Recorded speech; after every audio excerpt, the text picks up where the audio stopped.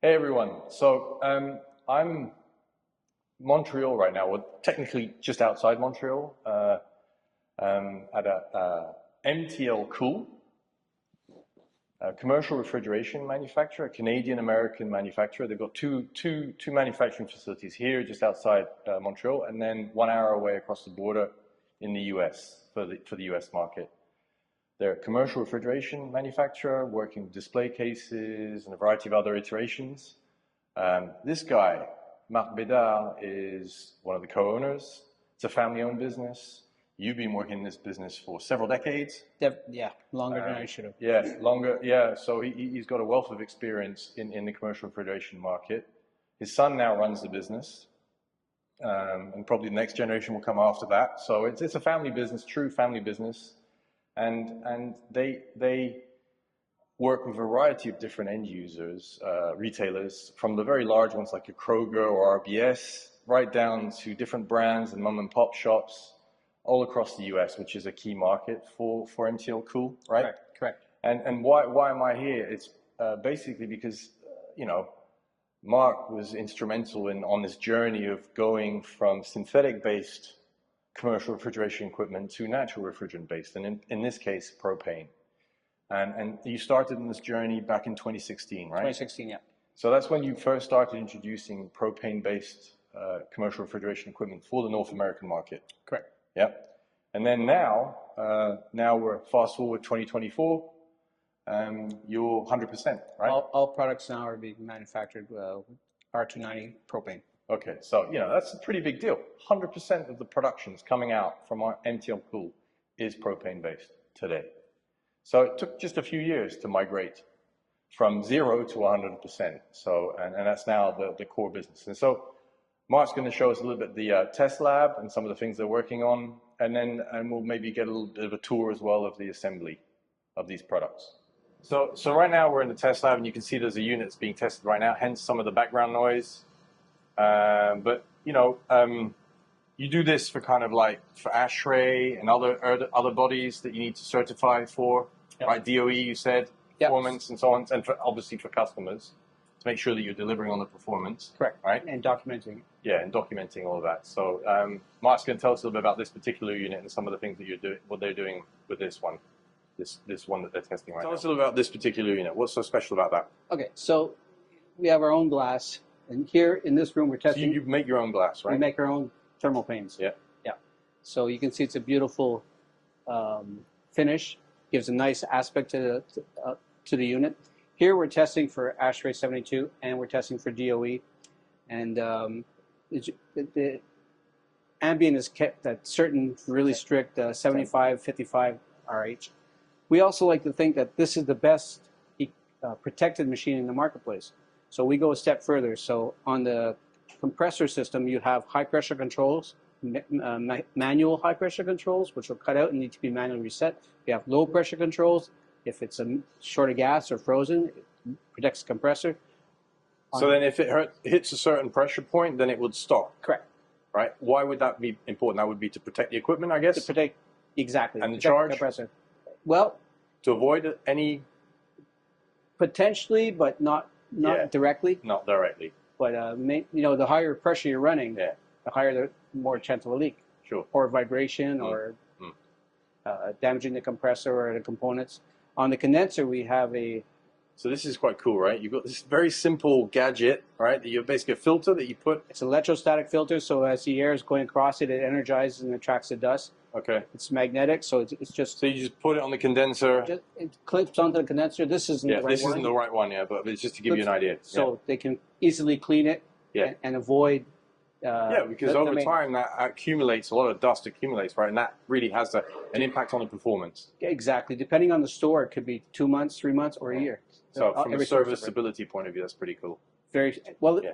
The way we do it is there's no tools required, so the store personnel can do it. Okay. So you don't even need to bring in a technician for this. Correct. Service technician. To clean it, no. No, to clean it, no. Also, we have a low voltage protection. Mm-hmm. So if the protection or they're running off extension cords, there's not enough power to power it, locks it out as well. So we're protecting on the voltage, we're protecting on high pressure, we're protecting on low pressure. Easy clean out of another filter in there for the evaporator section. Okay. So we think it's the best protected machine out there. So Mark, here's a test unit that we can see in the background here, and I see that this is a dual circuit, right? Correct. All right, you've got two circuits. So you've got some units that are single circuit, others that are dual circuit. With the regulations changing so that, the charge can go up for propane-based commercial refrigeration equipment, right? Theoretically, that should open up opportunities for you because it allows you to do more with a single charge, right? One single circuit. But you seem to kind of like the dual circuit option. I like the dual circuit. For our customers, it gives a better operation that it's first stage, second stage, first stage, second stage. So it's a multi-stage unit. So instead of going on and off in like normal, it actually lets us run and keep a better, much tighter temperature control on the product. The other thing I like, it offers a little bit of redundancy. But doesn't that theoretically change also with the compressors that you use? They're much smaller. Okay, but then, you've got new generational compressors now that allow you to have that kind of modularity. We do. So that comes at a different price point, I'm guessing, right? Price point and complexity. Yeah, okay. So you're trying to keep things simple. We try and keep it simple because, when there's a tech working on it, we like it very simple. Okay. And we have some units where we're working on testing the variable speed. Yeah. But we're not there yet. We haven't found a reliable. I think we have a couple pallets of variable speed compressors, but haven't been comfortable enough to put them in the units. All right. Well, that's the message you get to some potential suppliers for you there. All right. But so the single circuit, dual circuit, there are pros and cons. Yeah. Theoretically, you could have a dual circuit with larger charge, right? Theoretically, you could. 100%. So that will give you opportunities for sure. And I've noticed we've had a walk around, and we've picked the right moment now to record this because it's quite a noisy background with the press. Lunchtime. And it's lunchtime, so it's perfect timing. So all of these units that you have are basically tailor-made, right? They're kind of like for every different brand imaginable, and they've got the right so there's a lot of customization there. But one thing I learned about what you're very proud of is as a family-owned business, you're very nimble, right? You can go and meet a customer, have a chat with them, and then literally 2 weeks later ship them a prototype. That's something that maybe I'm exaggerating a little bit, but not much. Okay. We do pride ourselves on being nimble, and and also having the experience to tell the customer, yeah, it's a good idea, but it will not work. Yeah. But this will. This is where you can go and test all of this. And we test it all, but it allows them to not have to order out of a fixed catalog. Okay. Okay, and that helps you differentiate yourselves in the marketplace, I guess, right? From some of our larger players, right? Yeah, exactly. That shall remain unnamed. Okay, so all right, one other thing, the open versus closed door. You've got a closed door one in the background there. Yep. But you've also got open here, open display here. So, it's pretty common knowledge that the open display isn't exactly the best in terms of performance, right? Because, you're wasting a lot of potential energy there, right? So, but why do you still do it? Why is the majority of your business still around that solution? It's what our clients want. Your clients still want this? That's exactly what they want. I mean... And why is that? Is that simply because they can make more money out of it? They have increased sales. They can increase sales. And there's more impulse buying when it's open compared to when it's closed door and the guy has to open the door. So it's really the impulse buying part. It is. So in that mindset, we're trying to make them as efficient as possible. Okay. So that mitigate... Yeah, so it's all about... And that's where the propane comes in, because that is the highest performance out there. And then the serviceability that we showed in the lab, where you've got this kind of filter that makes it easier... Maintain, right? Yeah, 100%. Yeah? Okay. So that combination of things makes for a nice, slick unit. All right, okay. All right. Marc's showing us a little bit some of the assembly, the different assembly points to make one of these units that goes out to a customer.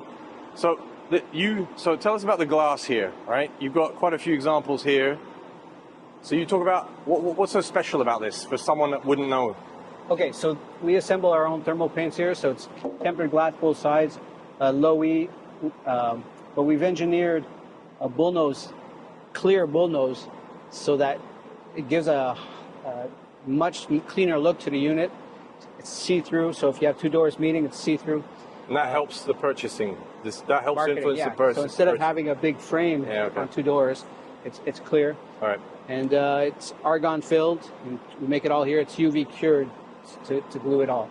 So we'll start by washing the glass and doing the assembly.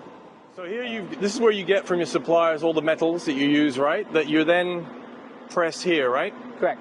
You cut up for the specific specifications. Correct.